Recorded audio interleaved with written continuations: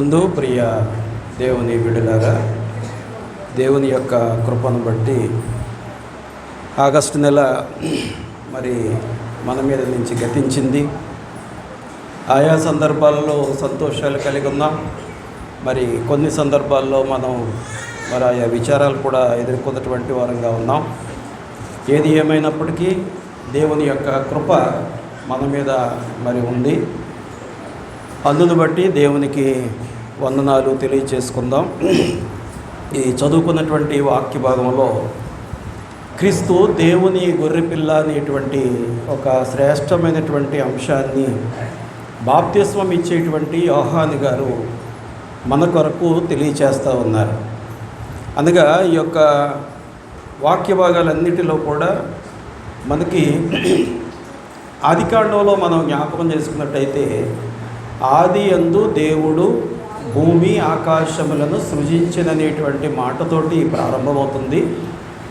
అదే రీతిగా యోహాను సువార్తలో మనం జ్ఞాపకం చేసుకున్నట్టయితే ఆది యందు వాక్యం ఉండెను అనేటువంటి మాట మనకు తెలియచేయబడతా ఉంది.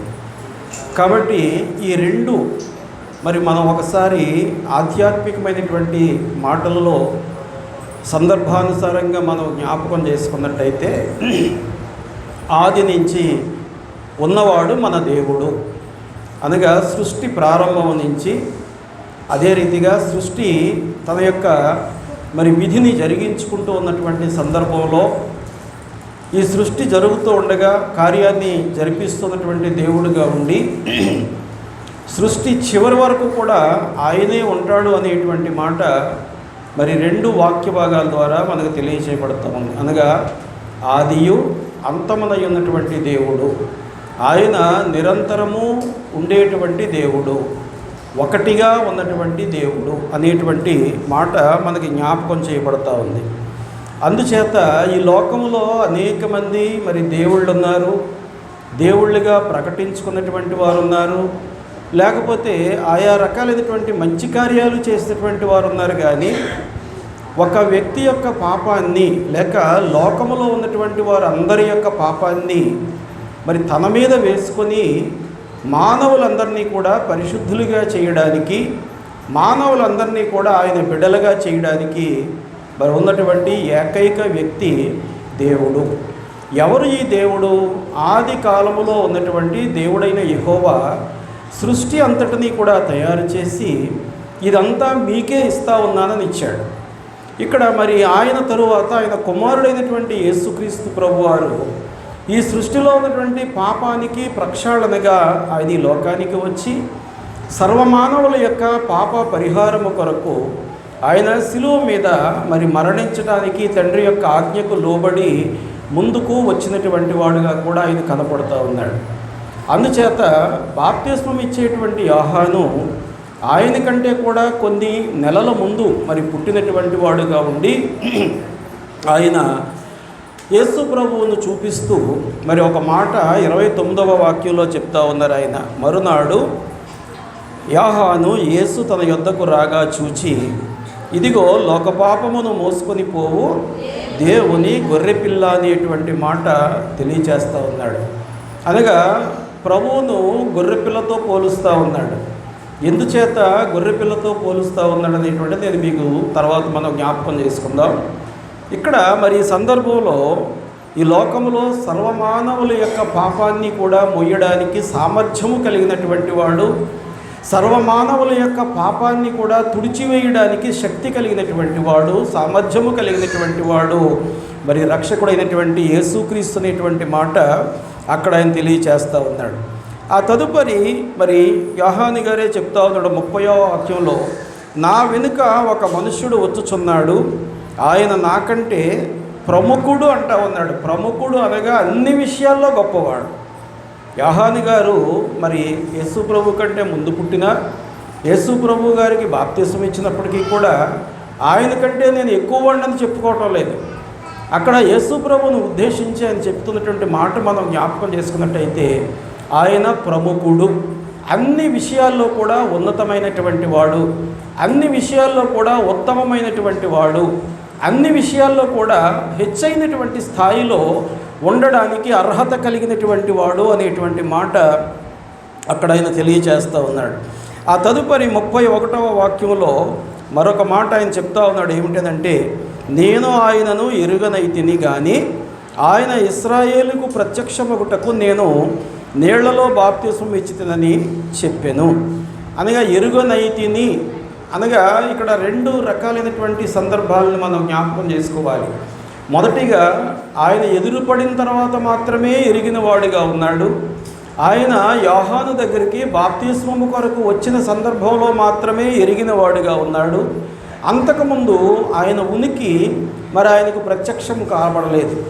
అందుచేత యేసు ప్రభు వారు యోహాను గారి దగ్గరికి వస్తూ ఉండగా ఆయన ముఖాన్ని చూస్తూ ఉంటే ఇశ్రాయేలు ప్రజలకు విడుదల కలుగు చేయడానికి, ఆయనను నమ్ముకున్నటువంటి వారందరికీ కూడా పాపముల నుండి విముక్తి చేయడానికి ఈయనకు సామర్థ్యం ఉంది అనేటువంటి ఆ యొక్క గొప్ప భావాన్ని ఈ యొక్క మరి యోహాను గారు ప్రకటిస్తూ ఉన్నాడు.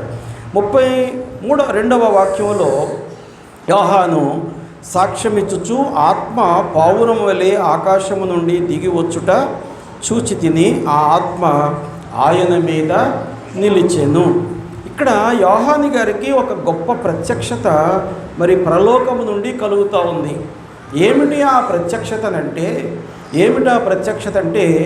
ఆయన ప్రభువు ముఖము చూడగానే, ఆయనకు బాప్తిస్మము ఇవ్వగానే పరలోకము నుండి పరిశుద్ధాత్మ ప్రభు మీదకి దిగి రావటం ఈ బాప్తిస్మం ఇచ్చేటువంటి యోహాను గారు మాత్రమే చూశాడు. ఎందుచేతంటే యోహాను గారికి మొదటి నుంచి కూడా ప్రభు యొక్క స్పర్శ ఏంటో తెలుసు. మొదటి నుంచి కూడా యోహానుకు ఉన్నటువంటి మరి ప్రభు యొక్క శక్తి ఏంటో తెలుసు.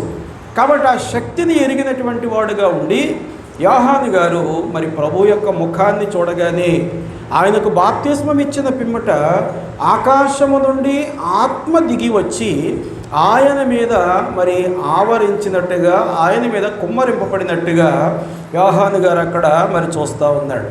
ఆ తదుపరి ఆయన మనం జ్ఞాపకం చేసుకుంటే 33వ వాక్యములో, నేను ఎరుగనైతిని కానీ నీళ్లలో బాప్తిస్మం ఇచ్చుటకు నన్ను పంపినవాడు నీవెవని మీద ఆత్మ దిగి వచ్చుట నిలుచుట చూతువో ఆయనే పరిశుద్ధాత్మలో బాప్తిస్మం ఇచ్చేవాడని నాతో చెప్పాను. యోహాను గారు నీళ్లలో బాప్తిస్మం ఇస్తూ ఉన్నాడు. అనగా పాప క్షమాపణ కొరకైనటువంటి ఒక మాదిరి చూపిస్తూ ఉన్నాడు. కానీ యేసు ప్రభు వారట పరిశుద్ధాత్మలో బాప్తిస్మం ఇస్తాడట. అనగా అన్ని నామముల కంటే ఉన్నతమైన వాడు అని యెషయా భక్తుడు చెప్పినటువంటి మాట ఇక్కడ యోహాను గారు మరి నేరుగా చెప్పకపోయినా ఆ మాటలో ఉన్నటువంటి ఆంతర్యాన్ని అక్కడ ఉన్న ప్రజలందరికీ ఈ దినాన మనకి కూడా తెలియచేస్తూ ఉన్నాడు.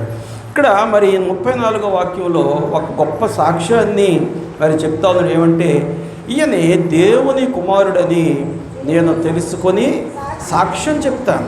దేవుని కుమారుడు అనేటువంటి మాట చెప్తా ఉన్నాడు. దేవుని కుమారుడు అనేటువంటి మాట లోకములో ఎవరిని గూర్చి ఎవ్వరు కూడా ఎప్పుడూ చెప్పలేదు. కేవలము యేసు ప్రభువును గూర్చి మాత్రమే ప్రవక్తలైనటువంటి వారు ప్రవచించారు. ఆయనతో పాటుగా పరిచర్యలో ఉన్నటువంటి వారు చెప్పగలిగారు. ఆయన కంటే ముందున్నటువంటి వారు కూడా ఈ మాట చెప్పినటువంటి వారుగా ఉంటూ ఉన్నారు. దేవుని కుమారుడుగా ఆయన ఒక్కడు మాత్రమే ఉన్నాడు. అందుచేత మాత్రమే ఆయన మీదికి పరిశుద్ధాత్మ శక్తి వచ్చింది. ఆ శక్తిని బట్టి మాత్రమే ఈ లోకములో ఆయన పరిశుద్ధమైనటువంటి మరి జీవితాన్ని పొందినటువంటి వాడుగా ఉన్నాడు. అపోస్తల కార్యాల గ్రంథంలో మనం చాలా సందర్భాల్లో జ్ఞాపకం చేసుకుంటాం. పేతురు గారు అక్కడ ఉన్నటువంటి వారందరితోటి మాట్లాడుతూ 2వ అధ్యాయంలో మీరు మారు మనస్సు పొంది పాపక్షమాపణ నిమిత్తము బాప్తిస్మము పొందుడని వారందరికీ కూడా ఖండితంగా చెబుతూ, ఎవరైతే మారు మనసు పాపక్షమాపణ కలిగి బాప్తిస్మము తీసుకుంటారో అట్టి వారి మీదకి పరిశుద్ధాత్మ వరాన్ని ఇస్తాను అంటూ ఉన్నాడు. కాబట్టి ఆ ప్రభువు యొక్క వరాన్ని మనం కూడా పొందుకునేటువంటి సామర్థ్యాన్ని మరి మనం కలిగి ఉండాలి. ఆ సామర్థ్యాన్ని కలిగినప్పుడు మనము ఆయనను పోలి నడుచుకోగలుగుతాం. ఆయన మార్గములో నడుచుకోగలుగుతాం. ఆయన ఇచ్చినటువంటి ఆజ్ఞానుసారమైనటువంటి జీవితాన్ని మరి మనందరం కూడా కలిగి ఉంటామనేటువంటి సత్యాన్ని మన వాక్యం ద్వారా బోధించబడతా ఉన్నాం. ఇక్కడ మరి యోహాను గారు యోహాను సువార్త 1వ అధ్యాయం 29వ వాక్యంలో యేసు తన యొద్దకు రాగా చూచి, ఇదిగో లోక పాపమును మోసుకొని పోవు దేవుని గొర్రె పిల్ల. అది ఒక చక్కటి మాట. అంతకుముందు ఎవరూ చెప్పనటువంటి మాట, మరి ప్రవక్తలు మాత్రమే ప్రవచించినటువంటి మాటను అది రుజువుపరుస్తూ యోహాను గారు చెప్తా ఉన్నాడు. పాపం అనగా ఏమిటి? అక్కడ పరిశుద్ధుడు ఎదురుగుండా వస్తూ ఉంటే ఈయన లోక పాపాన్ని మోస్తాడు అంటా ఉన్నాడు. పాపం అనగా ఏంటో యెహోషువ గ్రంథం 1వ అధ్యాయం 8వ వాక్యంలో మనం జ్ఞాపకం చేసుకుందాం. యెహోషువ గ్రంథం 1వ అధ్యాయం 8వ వాక్యంలో పాపం అంటే ఏంటో అక్కడ యెహోషువ గారికి మరి వాక్యం తెలియచేయబడతా ఉంది. నీ మీద తిరగబడి నీవు వారికి ఆజ్ఞాపించు ప్రతి విషయములో నీ మాట వినని వారందరూ మరణశిక్ష పొందుతారు. పాపం అనగా ఏమిటంటే మాట వినకపోవుట. మాట విననటువంటి వారందరికీ కూడా మరణశిక్ష అంటా ఉన్నాడు. ఏమిటి మరణశిక్ష? ఎలా వస్తూ ఉంది? తిరుగుబాటు చేస్తూ ఉన్నారు ఇశ్రాయేలు ప్రజలు. అరణ్యములో ఐగుప్తులో నుంచి ప్రయాణం ప్రారంభించింది మొదలు వారట తిరుగుబాటు స్వభావాన్ని కలిగి ఉన్నారు. అక్కడ ఐగుప్తీయులు వాళ్ళని మరి బెత్తాలతో కొడతా ఉండి, కొరడాలతో కొడతా ఉండి, శక్తికి మించినటువంటి పని చెప్పినా కూడా వాళ్ళ మీద తిరగబడలేనటువంటి వారిని ఒక మంచి స్థలానికి లేక మంచి ప్రదేశానికి, సమృద్ధి అయినటువంటి మరి దీవెనలు దొరికేటువంటి ప్రదేశానికి నేను తీసుకొని వెళ్తానని వాగ్దానం చేసి మరి ఒక వ్యక్తిని ప్రత్యేకంగా ఏర్పాటు చేసి ఆయన ద్వారా వాళ్ళని నడిపిస్తూ ఉంటే దానిని మర్చిపోయారు. ఆ యొక్క ప్రయాణంలో వచ్చినటువంటి ఆయా చిన్న చిన్న ఇబ్బందులను బట్టి, చిన్న చిన్న కష్టాలను బట్టి వాళ్ళు ఏం చేస్తూ ఉన్నారంటే తిరుగుబాటు చేస్తూ ఉన్నారు. ముందుగా ఎదురుగా ఉన్నటువంటి మోషే మీద తిరుగుబాటు చేశారు, అహరోను మీద తిరుగుబాటు చేశారు, పెద్దలుగా ఉన్నటువంటి వారి మీద తిరుగుబాటు చేశారు. ఆ తదుపరి దేవుని మీదే వాళ్ళు మరి తిరుగుబాటు చేసినటువంటి వారుగా, ఆహారం లేనటువంటి సందర్భంలో ఈ అరణ్యములో మమ్మల్ని చంపాలని తీసుకొచ్చావా? మేము అక్కడే ఉండి చక్కగా కీరకాయలు, దోసకాయలు, మాంసపు కొండల దగ్గర కూర్చొని మద్యాన్ని తాగి మరి ఎన్ని దెబ్బలైనా భరించి బ్రతికాం కదా, మమ్మల్ని ఎందుకు చంపడానికి తీసుకొచ్చావు ఈ అరణ్యములోకి? మొదటి తిరుగుబాటు. రెండవ తిరుగుబాటు, మరి దాహమైనప్పుడు నీళ్లు దొరకకపోతే మరి వాళ్ళు మోషే మీద తిరుగుబాటు చేశారు. వారు చేసినటువంటి తిరుగుబాటును బట్టి మరి మోషే ఆ బండ దగ్గర పాపము చేసినటువంటి వాడుగా ఉండి మోషే కూడా శిక్షకు బలైపోయినటువంటి వాడుగా కనపడతా ఉన్నాడు. అనగా వీళ్ళ తిరుగుబాటు ఎంత సామర్థ్యం కలిగిందంటే వాళ్ళు పాపం చేయటమే కాకుండా వాళ్ళని నడిపించేటువంటి వాడు కూడా మరి కొంత కోపాన్ని తెచ్చుకున్నటువంటి వాడుగా ఉంటూ ఉన్నాడు. కాబట్టి ఇశ్రాయేలు ప్రజలు అనేక సందర్భాలలో తిరుగుబాటు అనేటువంటి పాపాన్ని చేసి, లోపడకుండా ఉన్నటువంటి పాపాన్ని చేసి, మోషేకు దేవునికి వ్యతిరేకంగా పాపము చేసి దేవుని ద్వారా శిక్ష అనుభవించినటువంటి వారుగా ఈ 40 సంవత్సరాల ప్రయాణంలో అనేక మంది అరణ్యములో చనిపోయినటువంటి వారుగా ఉన్నారు. కారణం ఏమిటంటే కేవలము వారు కలిగిన తిరుగుబాటు మనస్సును బట్టి.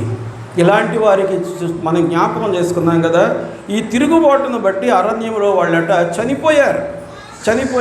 అందుకే పౌలు గారు రోమాపత్రిక 6వ అధ్యాయం 23వ వాక్యంలో చివరి భాగంలో అంటాడు కదా, పాపము వలన వచ్చు జీతము మరణము.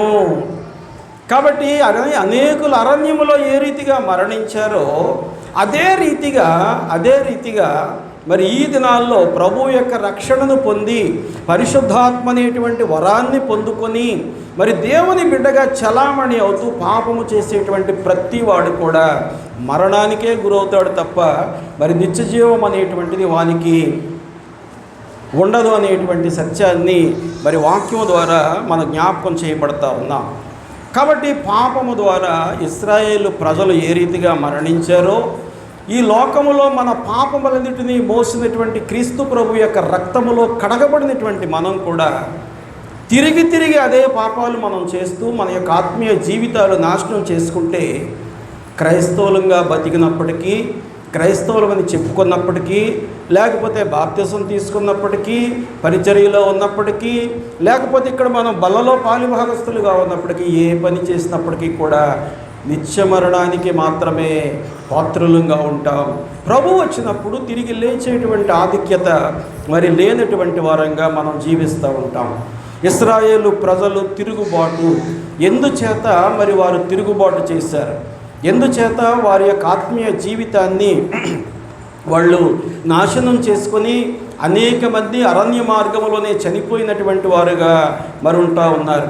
సామెతల గ్రంథం 24వ అధ్యాయం 9వ వాక్యంలో ఎందుచేత మరి ఏ రీతిగా ఉన్నటువంటి వారు మరి తిరుగుబాటు చేస్తారో అక్కడ చెప్తా ఉన్నాడు.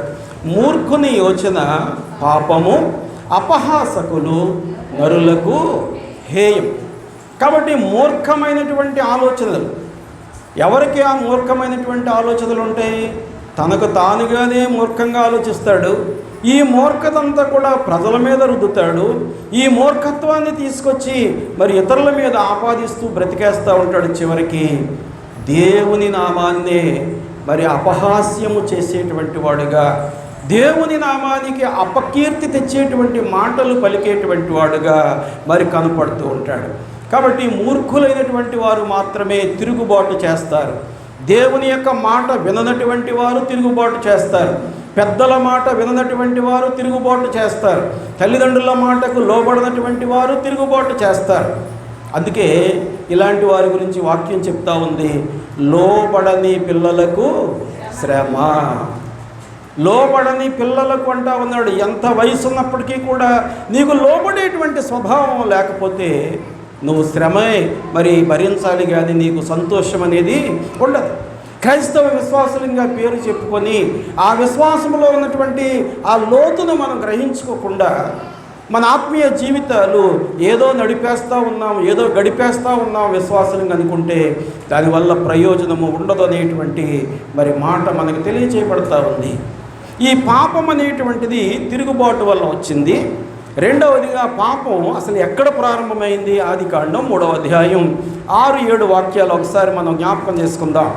ఆదికాండం 3వ అధ్యాయం 6-7 వాక్యాలు. స్త్రీ ఆ వృక్షము ఆహారమునకు మంచిదియు, కన్నులకు అందమైనదియు, వివేకమిచ్చు రమ్యమైనదియునైనట చూచినప్పుడు ఆమె దాని ఫలములలో కొన్ని తీసుకొని తనతో పాటు తిని తనతో పాటు తన భర్తకు ఇచ్చెను, అతడు కూడా తినెను. జాగ్రత్తగా గమనించాలి. ఇక్కడ 3 రకాలైనటువంటి మరి తప్పిదాలు ఆమె చేసినటువంటిదిగా ఉంది. మొదటిగా సర్పం మాట విన్నది, సరే సంతోషం. విన్నటువంటిది అసలు ఎందుకు నేను తినాలి, అసలు ఏమిటి నువ్వు వేసే ప్రశ్న అనేటువంటి ఏమాత్రము కూడా ఆలోచనతో కూడిన మాటలు లేకుండా సర్పము చెప్పినది చెప్పినట్టుగా, అనగా సహవాసము ద్వారా దోషం చేసింది. సహవాసము ద్వారా ఏమిటి ఆమె చేసిన పాపం?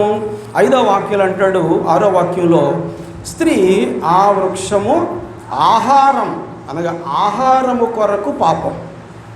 దేని కొరకు పాపం అంటండి? ఆహారం కొరకు. ఎవరు చేశారు బైబిల్లో ఆహారం కొరకు పాపం? ఎవరు చేశారు? యాషావు ఆహారము కొరకు పాపం చేశాడు. నా జ్యేష్ఠత్వాన్ని నీకు ఇచ్చేస్తాను, నాకు ఎర్రగా ఉన్నటువంటి ఆ చిక్కుడుగాయల కూరతోటి ఉన్నటువంటి ఆహారం పెడతావా అని అడిగితే, తమ్ముడు అడగగానే జ్యేష్ఠత్వమే కదా, దాంట్లో ఏముందనుకున్నాడు. ఎందుకంటే నేను మంచి విలువిద్యకారుణ్ణి, ఎక్కడికి వెళ్ళినప్పటికీ కూడా నా యొక్క బాణాలతోటి జంతువులు కొట్టి హాయిగా తినగలను, ఇప్పుడైతే నాకేమీ దొరకలేదు కానీ అనగానే యాకోబు గారు అప్పటికే చాలా తెలివైనటువంటి వాడు కదా, చాలా తెలివైనటువంటి వాడు. ఎందుకంటే గర్భములోనే పెనుగులాట ఆడేటువంటి గొప్ప యోధుడైన, గర్భంలోనే పెనుగులాడి ఆయన మరి రెండో వాడుగా బయటకు వచ్చినప్పటికీ కూడా అక్కడ అన్నగారిని లాగుతూ ఉన్నాడు, ఇక్కడ కూడా లాగేస్తూ ఉన్నాడు. ఏమని చెప్పండి, నీ జ్యేష్ఠత్వాన్ని నాకు ఇచ్చేస్తే నేను నీకు ఆహారం పెట్టేస్తాను. ఎదురుగుండా మంచి ఆహారం కనపడతా ఉంది, ఎదురుగుండా మంచి కన్నులకు రమ్యంగా ఉన్నటువంటి దేవుడి మాటేమో హవ్వ మర్చిపోయింది. జ్యేష్ఠత్వానికి సంబంధించినటువంటి ఆశీర్వాదాన్ని ఏమో యాషావు మర్చిపోయాడు. నాకు పెట్టవయ్యా బాబు, ఆకలిగా ఉందన్నాడు. నా జ్యేష్ఠత్వాన్ని నీకు ఇచ్చేస్తున్నానంటారు. అనగా ఆహారము కొరకు తమకున్నటువంటి సామర్థ్యాన్ని విడిచిపెట్టుకున్నటువంటి వారుగా, ఆహారము కొరకు దేవుడిచ్చినటువంటి ఆశీర్వాదాన్ని విడిచిపెట్టినటువంటి వారుగా, అనగా వాళ్ళకి తెలియకుండానే ఈ నష్టం జరుగుతుందని తెలియకుండానే వాళ్ళు దేవుని మాటకు మరి అవిధేయులుగా బ్రతికారు. మనం అనుకుంటాం ఏమదంటే, మన వాళ్ళు ప్రార్థన చేసేటప్పుడు ఒక మాట అంటారు, మాకు తెలిసి తెలియక చేసిన పాపాలు, ఇంత జ్ఞానం వచ్చేసి ఇంత ఆధునికమైనటువంటి యుగంలో మనం జీవిస్తూ ఉండి తప్పేంటో రైట్ ఏంటో తెలుసుకోకుండా ఉన్నామా? ఇంత పెద్ద వయసు వచ్చేసింది మనకు ఒక్కొక్కళ్ళకి, ఇంత వయసు పెరిగి బిడ్డలతోటి మనం బ్రతుకుతూ ఉండి ఇంకా చంటి బిడ్డల్లాగా, పాలు తాగేటువంటి బిడ్డల్లాగా మనం ప్రవర్తిస్తూ తెలిసి తెలియక చేసిన పాపాలు క్షమించండి అంటే దేవుడు ప్రార్థన వింటాడా? మనము చేసేటువంటి ప్రతి తప్పిదము, ప్రతి పని కూడా దేవుడు గమనిస్తూ ఉంటాడు. హవ్వ చేసినటువంటి పనిని దేవుడు గమనించాడు. యాషావు యాకోబులు చేస్తూ ఉన్నటువంటి పనిని దేవుడు గమనించాడు. ఎవరికి రావాల్సిన తీర్పు ఆ వెంటనే ఆయన ఇచ్చినటువంటి వాడుగా ఉంటూ ఉన్నాడు. రెండవదిగా అంటాడు ఆహారాన్ని గురించి. తదుపరి కన్నులకు అందమైనది. ఏమిటి కన్నులకు అందమైనటువంటిది? ఆహారం విషయంలో మరి నేను మరొక ఉదాహరణ చెప్తాను మీకు. ఆహారంలో విషయంలో అనేక కుటుంబాల్లో ఈ దినాల్లో ఆహారం విషయంలోనే గొడవలు జరుగుతూ ఉంటాయి. ఒక పూట మరి సరైనటువంటి రుచి కలిగిన ఆహారం లేకపోతే దెబ్బలాడేటువంటి వాళ్ళు చాలామంది మరి సహోదరులు ఉంటారు. ఆ దినం కావాల్సినటువంటి పదార్థాలు తేకపోతే దెబ్బలాడేటువంటి సహోదరులు చాలామంది ఉంటారు. ఈ మధ్య నేను ఒక కార్టూన్ ఒకటి చదివాను. ఆ కార్టూన్ ఇచ్చి కింద అక్కడ కొంత మ్యాటర్ రాశాడు. ఏమిటి ఆ మ్యాటర్ అంటే, ఒక కుటుంబం ఉంది. ఆ కుటుంబంలో భార్య భర్త ఉన్నారు. ఈ కుటుంబంలో భార్య భర్త ఉంటే ఆయన బయటికి వెళ్ళి వచ్చేలోపు ఆమె ఆహారాన్ని తయారు చేసింది. ఏమిటి ఆహారం అని అంటే, అన్నం వండింది. అన్నం వండిన తర్వాత పప్పు మామిడికాయ వండింది. ఎంతమందికి ఇష్టమండి పప్పు మామిడికాయ అంటే? అందరికి ఇష్టమే. పుల్లగా సరదాగా ఉంటుంది కదా. దాని పక్కన కొంచెం ఆవకాయ పెట్టుకొని ఇంకా కొంచెం నెయ్యి వేసుకొని మరి తింటూ ఉంటే భలే రుచిగా ఉంటుంది. చాలా బాగా వండింది ఆమె. చాలా తెలివైనటువంటిది. ఎందుకంటే ఆమెకు ఆ తెలివి ఎక్కడి నుంచి వచ్చిందంటే మనవాడి నుంచే వచ్చింది. ఈయన దగ్గర నుంచి ఎందుకు వచ్చింది ఆ తెలివి? ఆమె వండిన ప్రతి కూరకి పేరు పెడతా ఉండేవాడట. ఈవేళ ఎలాగైనా వీడి తిక్క అణచాలి అనుకుంది. వండినటువంటి పప్పులోనే కొంత బాక్సులోకి తీసి ప్రక్కన పెట్టి ఆమె యథావిధిగా వడ్డించింది.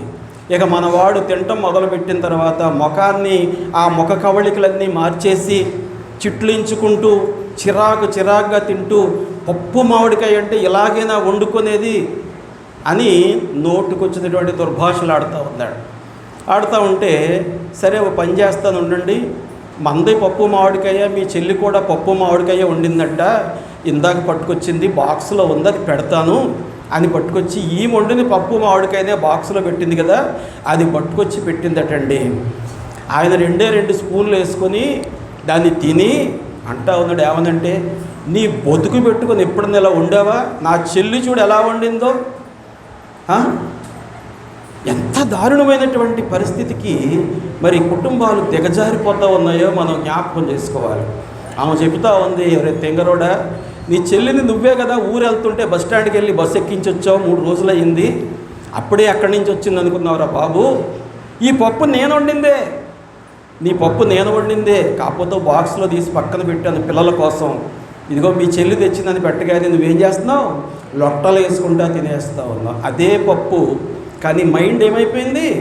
మనసు చెల్లి దగ్గరికి వచ్చేసరికి ఒక ఆలోచన, భార్య దగ్గరికి వచ్చేసరికి ఒక ఆలోచన. ప్రియ దేవుని బిడ్డలారా, ఆహారము కొరకు తాపత్రయం వద్దు. ఏది ఉంటే అది తినండి, ఏమీ పర్వాలేదు. ఈ శరీరం కొంత చిక్కిపోయినా పర్వాలేదు. ఈ దినాలు అందరూ కోరుకునేది కూడా అదే కదా. కాబట్టి ఆహారము కొరకు మరి తిరుగుబాటు చేసినటువంటిదిగా, దేవుని మాటకు లోబడకుండా పాపము చేసి తను తాను నష్టపరుచుకున్నటువంటిదిగా ఉంది.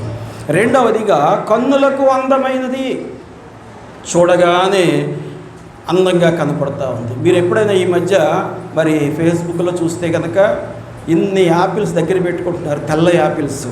దగ్గర పెట్టుకొని ఒక బ్రష్ ఒకటి తీసుకొని దానికి ఒకలాంటి రంగు, ఎరుపు రంగుని అలాగ బ్రష్ తోటి పూడ్చి రాసేస్తూ ఉన్నారు. సాధారణంగా యాపిల్ అనుకుంటే మనం ఏ రంగు అనుకుంటాం?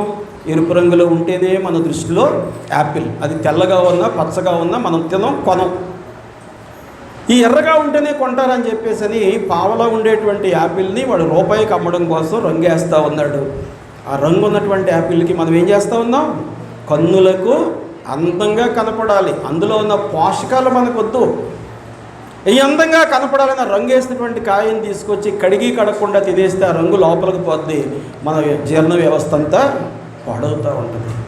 అనగా కన్నులకు అందంగా ఉంది కదా అని ఏది పడితే అది తినేటువంటి ప్రయత్నం మనం చేయకూడదు.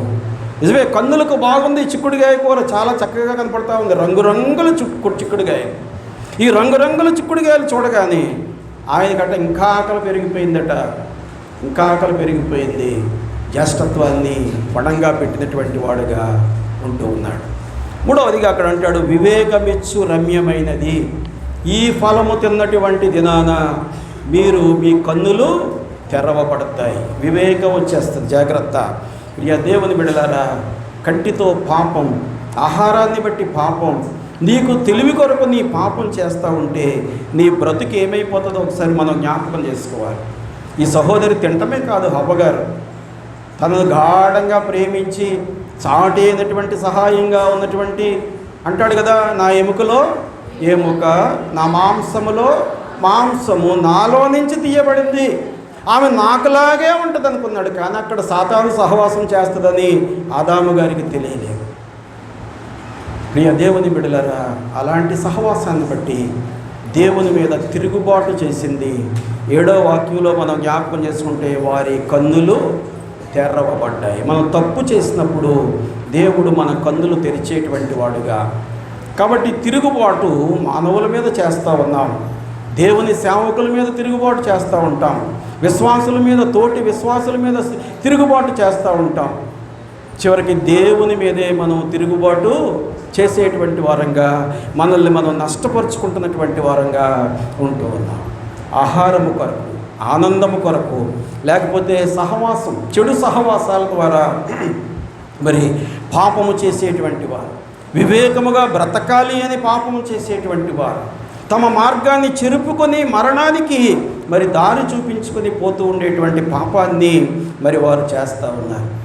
ఇలాంటి పాపాల గురించే పౌలు గారు అంటాడు, నేత్రాశ, శరీరాశ, జీవకుడంబం. అనగా హవ్వలోను యాషావులోనూ ఏమైతే లోక సంబంధమైన చెడు లక్షణాలు ఉన్నాయో, ఈ చెడు లక్షణాలన్నీ కూడా నేటి మానవుల యొక్క జీవితాల్లో కూడా మరి కలిగి ఉన్నటువంటి వారుగా ఉన్నారు అనేటువంటి మాటలు ఆయన తెలియచేస్తూ ఉన్నాడు. అందుకే కీర్తనకారుడు ఒక గొప్ప ప్రార్థన చేస్తూ ఉన్నాడు. ఏమిటా ప్రార్థన? 51వ కీర్తన 5వ వాక్యంలో ఒక గొప్ప ప్రార్థన కీర్తనకారుడు చేస్తూ ఉన్నాడు.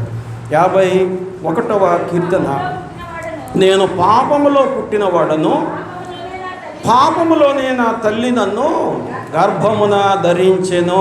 నిజమే, పాపములో పుట్టినవాడనని ఎందుకంటా ఉన్నాడంటే, తన పితరుడైనటువంటి యాకోబు అన్నగారిని లాగేస్తూ ఉన్నాడు.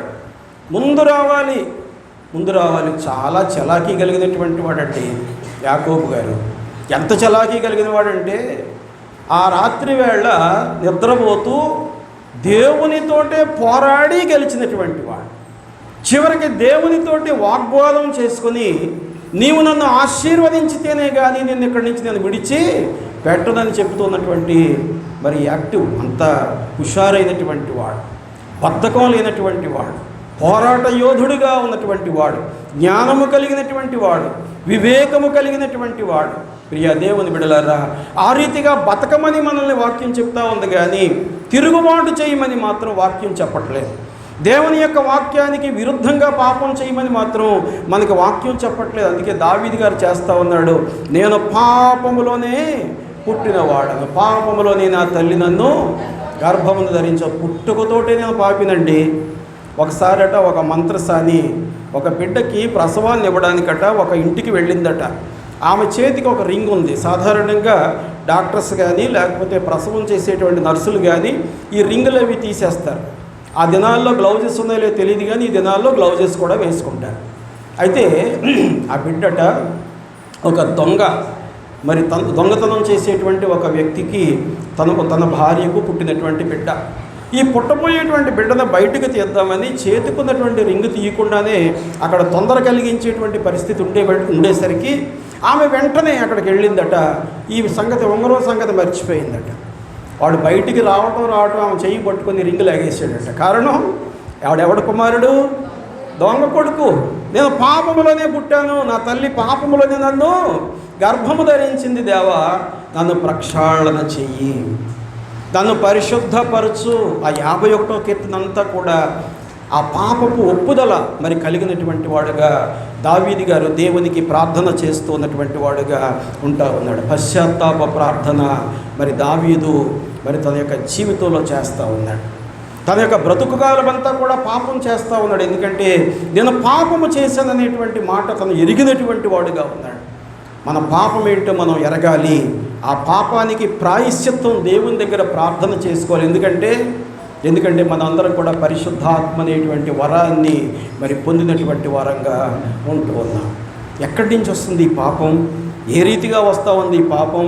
యేసుప్రభు వారి లోకంలో ఉన్నప్పుడు పరిచర్య చేసేటప్పుడు చెప్తా ఉన్నారు. మత్తయి సువార్త 5వ అధ్యాయం 18-19 వాక్యాల్లో మనం జ్ఞాపకం చేసుకున్నట్టయితే, 15వ అధ్యాయం మత్తయి సువార్త 18-19 వాక్యాల్లో, నోట నుండి బయటకు వచ్చునవి హృదయంలో నుండి వచ్చును, ఇవే మనుష్యుని అపవిత్రపరచునని మీరు ఎరిగరా?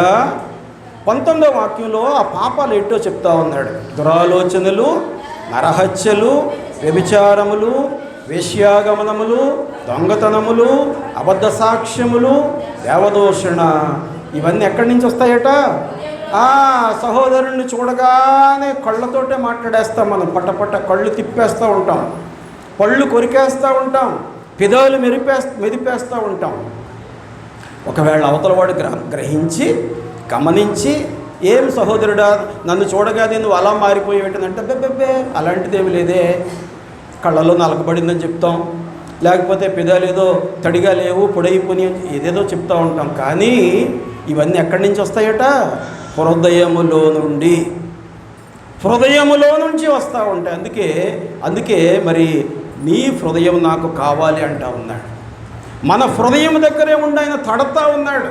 ఈ హృదయం అనేటువంటి తలుపు ఎవరైతే తీయగలుగుతారో వారితో ఆయన సహవాసం చేయడానికి మరి ఇష్టపడుతున్నటువంటి దేవుడుగా, ఒక విశ్వాసి యొక్క ఆత్మీయ జీవితాన్ని నాశనం చేసేటువంటివి ఏంటో తెలుసా? ఈ 7 లక్షణాలు ఏమిటి? మొదటి లక్షణం దురాలోచన, చెడు ఆలోచన. ఈ దురాలోచన అనేటువంటిది మరి హవ్వ దగ్గర నుంచే మనకు ప్రారంభమయ్యింది. సాతానుతో ఉన్నటువంటి సహవాసాన్ని బట్టి సాతాను యొక్క దురాలోచన హవ్వకు ఆపాదించింది. హవ్వ కలిగినటువంటి ఆ యొక్క చెడు తలంపును ఆ యొక్క ఆదాముకు కూడా మరి పురికొల్పి ఇచ్చినటువంటిదిగా కనపడుతూ ఉంది దురాలోచన. రెండవదిగా నరహత్య అనేటువంటిది ఆది కాలంలోనే ప్రారంభమయ్యింది. ఉన్నటువంటిది 2 అన్నదమ్ములు, పెద్దవాడు కయీను, రెండోవాడు హేబేలు. కయీను హేబేలు కూడా మందిరానికి దేవుని యొక్క సన్నిధికి అర్పణ పట్టుకొచ్చారు. హేబేలు యొక్క అర్పణ దేవుడు అంగీకరించాడు. కారణం ఏమిటనంటే హేబేలు యొక్క అర్పణ పరిశుద్ధమైనటువంటిది, శ్రేష్టమైనటువంటిది. మచ్చలేనటువంటి గొర్రెలు పట్టుకొచ్చాడు, డాగులేని గొర్రె పట్టుకొచ్చాడు. కుంటిది కానీ గుడ్డిది కానీ తేలేదు, ఆరోగ్యమైనటువంటి గొర్రెలు పట్టుకొచ్చాడు. తన యొక్క సంతానాన్ని తిరిగి ఉత్పత్తి చేసుకోకుండా ఉన్నటువంటి గొర్రెలను మరి దేవునికి అర్పణగా తీసుకొచ్చాడు. అప్పుడు గ్రంథం లేదు, చెప్పేవాడు లేడు, చరిత్ర లేదు. అయినప్పటికీ కూడా హేబేలు దేవునికి శ్రేష్టమైన అర్పణ ఇచ్చాడు. దేవుడు హేబేలు అర్పణను అంగీకరించాడు. అతను అన్నైనటువంటి కయ్యను కూడా ఈ యొక్క అర్పణ తీసుకొని వెళ్ళాడు. అర్పణ తీసుకెళ్ళిన తర్వాత దేవుడు అర్పణ చూశాడు. పంటలో కొంత భాగం పట్టుకొచ్చాడు తప్ప తేవాల్సిన భాగం తేలేదు. ఎలాంటిది కొంత భాగం అని అంటే అననీయ సప్యరాల్లాగా చేశాడు. అననీయ సప్యరాలు ఏమనుకున్నారు? ముందు వాగ్దానం చేశారు, మేము పరిశుద్ధంగా మరి అపోస్తలుల పాదాల దగ్గర మరి మేము పట్టుకొచ్చి మా ఆస్తిని అమ్మి పెట్టేస్తాం, మనందరూ కూడా సమిష్టిగా తిందామన్నారు. రైట్. పేతురు గారు అడగలేదు, యోహాను గారు అడగలేదు, కానీ అందరు అనుకున్నారు, చేస్తూ ఉన్నారు. కానీ ఇంటికి వెళ్ళిన తర్వాత అననీయ సప్పీరాలకి చెడు బుద్ధి పుట్టింది, చెడు తలంపు వచ్చింది, దురాలోచన వచ్చింది. దాని ఫలితమే వారు మరణించారు. కాబట్టి దురాలోచన కలిగినటువంటి వారట మరణానికి పాత్రులుగా ఉన్నారు. ఈ నరహత్య చేసినటువంటి కయీను దేశదిమరిగా మారిపోయాడు. చివరికి హేబేలు యొక్క రక్తమైన అక్కడ మొరపెడతా ఉంది దేవునికి. కానీ కయీను దేవుని సన్నిధిలో, దేవుని పరిశుద్ధతలో నిలవబడడానికి అర్హత లేనటువంటి వాడుగా దేవుని చేత అక్కడే తీర్పు పొందాడు. దేశదిమ్మరిగా తిరుగుతూ ఉన్నటువంటి వాడుగా ఉంటూ ఉన్నాడు. మూడవదిగా మనం జ్ఞాపకం చేసుకున్నట్టయితే వ్యభిచారం అనేటువంటిది బహు భయంకరమైనటువంటి పాపం. ఈ వ్యభిచారం అనేటువంటి పాపం చేసేటువంటి వారట మరణము కంటే కూడా ఈ లోకంలోనే మరి జీవితం అంతా కూడా మరి ఇబ్బంది పడుతూ మరి మరణించిన తర్వాత పనికి రాకుండా పోయేటువంటి వారుగా, నిజమే వ్యభిచారం చేసినటువంటి వారు మనకి పాత నిబంధన కాలంలో అనేక మంది కనపడుతూ ఉన్నారు. వారందరూ కూడా దేవునికి విరోధులుగా ఉన్నటువంటి వారుగా ఉన్నారు.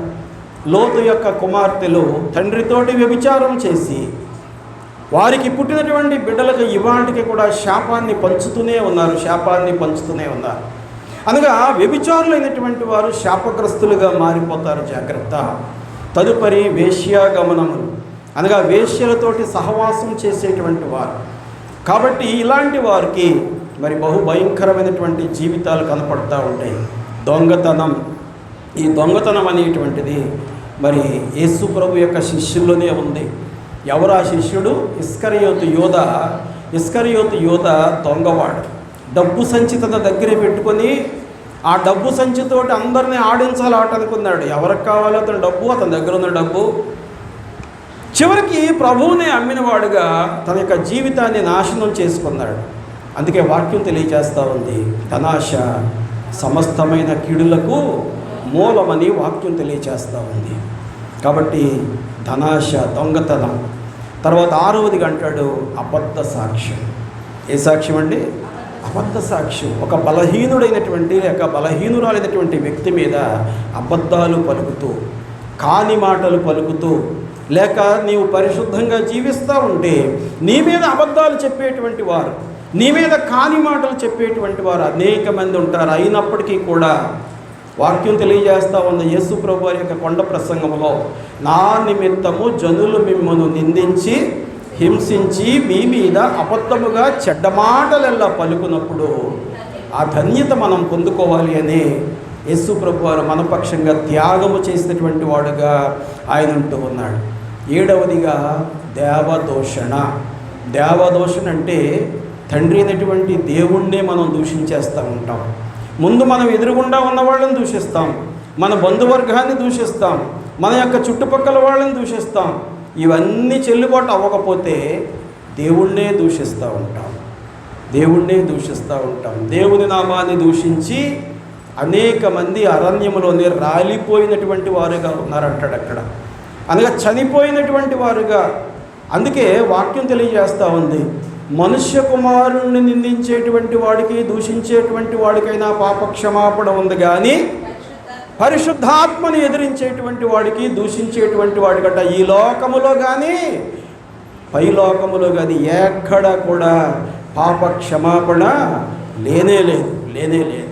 ప్రియ దేవుని బిడ్డలారా, ఏ పాపమైనా మనం కలిగి ఉంటే, ఈ 7 పాపాల్లో ఏ ఒక్క పాపాన్ని మనం కలిగినటువంటి వారంగా ఉన్నప్పటికీ దేవునికి దూరపరచబడతాం, అనగా సత్యానికి దూరంగా బ్రతికేటువంటి వారంగా ఉంటూ ఉంటాం. ధర్మశాస్త్రం పాపం అంటే ఏంటో చెబుతూ ఉంది, కానీ పాపానికి పూర్తి ప్రక్షాళన చెప్పటం లేదు. ఏమిటి పాపం అంటే? ఆదాము పాపము చేసినప్పుడు దేవుడైన యెహోవా జంతువు యొక్క చర్మాన్ని తొడిగాడు. ఒక జంతువు యొక్క చర్మం బయటికి రావాలి అని అంటే ఆ జంతువుని ఏం చేయాలి? చంపాలి, దాని రక్తము కార్చాలి. నిజమే, కారినటువంటి రక్తాన్ని మరి పూర్వకాలపు దినాల్లో మోషే ధర్మశాస్త్ర కాలంలో ఆ బలిపీఠం మీద చల్లేవారు, వస్తువుల మీద చిలకరించేవారు. ఆ రీతిగా దాన్ని చిలకరిస్తే పాప ప్రక్షాళన జరిగిపోయింది.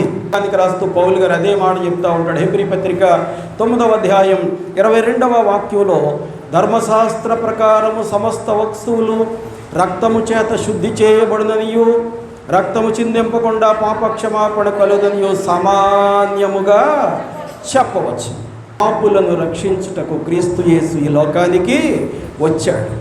ఎలా వచ్చాడైనా గొర్రెపిల్లగా ఈ లోకానికి ఆ గొర్రెపిల్లను ఎంతమంది మనస్ఫూర్తిగా అంగీకరిస్తూ ఉన్నాం?